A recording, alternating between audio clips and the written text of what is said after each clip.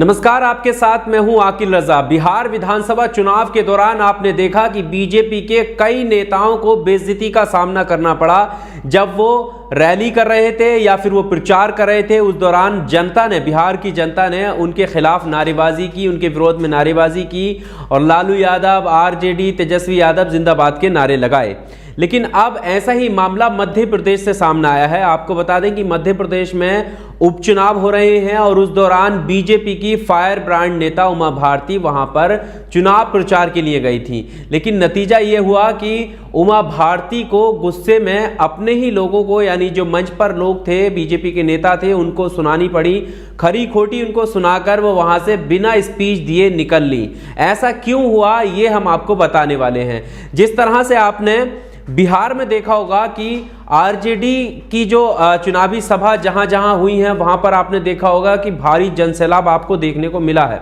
वहीं दूसरी तरफ जहां नीतीश कुमार रैली को संबोधित करने पहुंचे, जहां जहां नीतीश कुमार की, जेडीयू की या एनडीए गठबंधन की रैलियां हुई, वहां पर आपने देखा होगा कि कम भीड़ दिखाई दी, कुर्सियां खाली दिखाई दी। और इतना ही नहीं, नीतीश कुमार की रैलियों में उनके विरोध में नारेबाजी हुई और नीतीश कुमार भी मंच से भड़के थे। उनका वीडियो भी सामने आया था जब वो जो सामने खड़े लोगों से ये कह रहे थे कि आपको वोट नहीं देना है, मुझे वोट मत दो, लेकिन यहाँ पर हो हल्ला हंगामा ना करो। दरअसल वो लोग लालू यादव जिंदाबाद, आरजेडी जिंदाबाद, तेजस्वी यादव जिंदाबाद ऐसे नारे लगा रहे थे नीतीश कुमार के सामने। तो ऐसे कई सारे वीडियो आए, कई सारे वीडियो वो भी आए जो आपने देखे होंगे कि बीजेपी की नेता चुनाव प्रचार के लिए गली मोहल्लों में, गांवों में प्रचार के लिए वोट मांगने जब गए तो उस दौरान जनता ने उनका विरोध किया। किसी ने सड़कें दिखाई, किसी ने काम विकास कार्य को लेकर उनका विरोध किया। अब मैं आपको बताता हूं कि मध्य प्रदेश में क्या हुआ।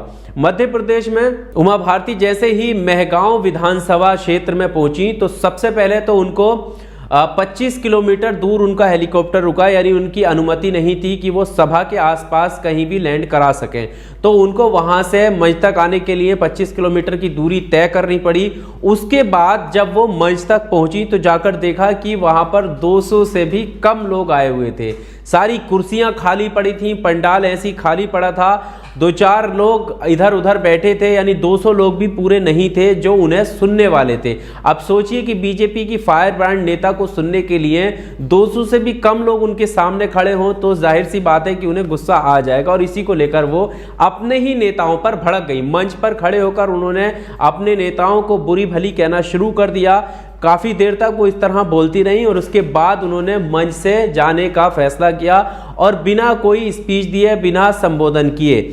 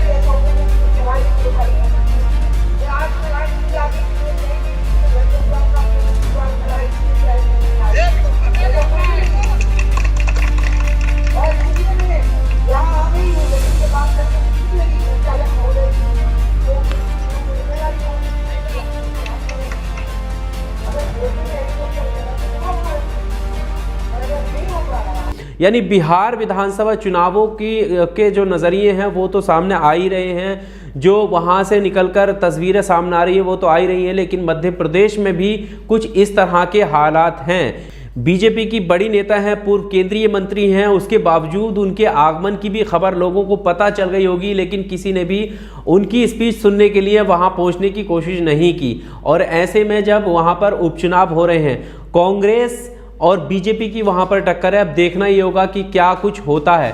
कि जिस तरह से हालात बिहार में दिखाई दे रहे हैं, कुछ उसी तरह से हालात जो है वो मध्य प्रदेश में दिखाई दिए।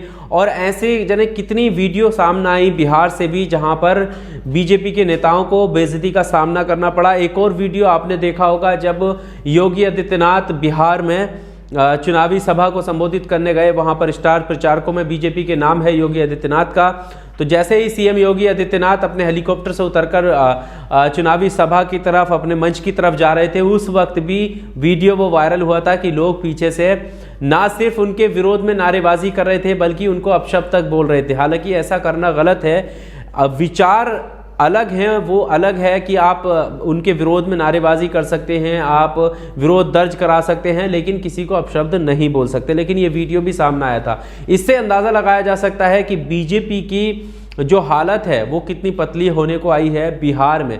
और अब जब मध्य प्रदेश में उपचुनाव करीब आ रहे हैं तो वहाँ पर भी कुछ इसी तरह के हालात बनते हुए दिखाई दे रहे हैं। मध्य प्रदेश में क्या कुछ रहा, उमा भारती क्यों गुस्सा हुई मंच को लेकर और वहाँ पर लोगों के ना पहुँचने को लेकर, वो हमने आपके सामने रखा। आपको क्या लगता है इस वीडियो को लेकर? आप भी अपनी राय कमेंट बॉक्स में ज़रूर रखिएगा। वीडियो अच्छा लगा हो तो लाइक कीजिए, शेयर कीजिए और चैनल को सब्सक्राइब ज़रूर कीजिए। शुक्रिया।